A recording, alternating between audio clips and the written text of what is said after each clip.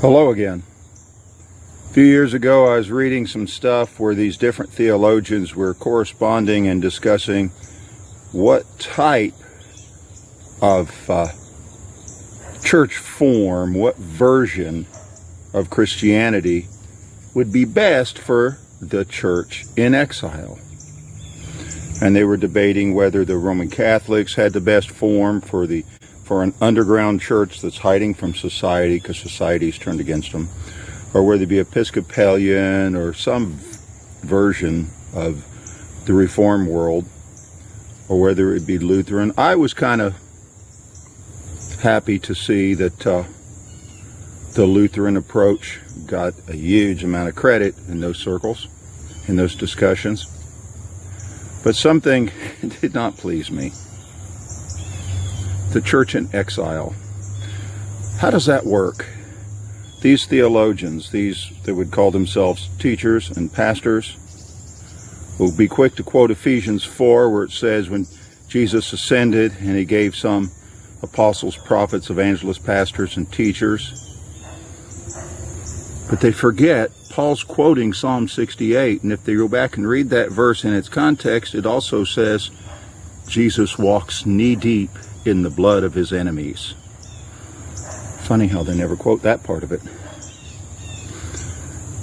But these looking for the best form for the church in exile. Then we had the Benedict option come out, generally talking about the church organizing itself into little communities separate from the major community to function in a hostile world.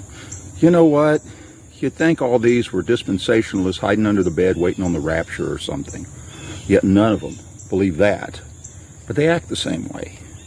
What's this hiding and running and being scared about?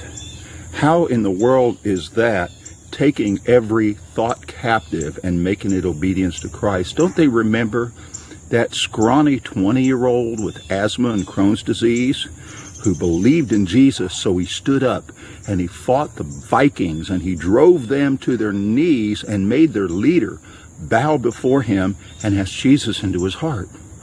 King Alfred did that. That can happen. That can still happen.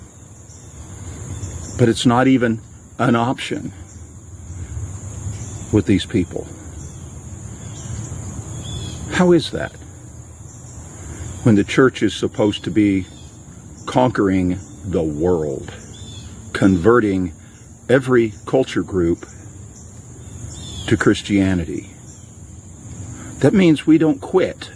We don't back off. The armor of God is for the front half of you, they say, because you're not allowed to turn around and hide under the bed.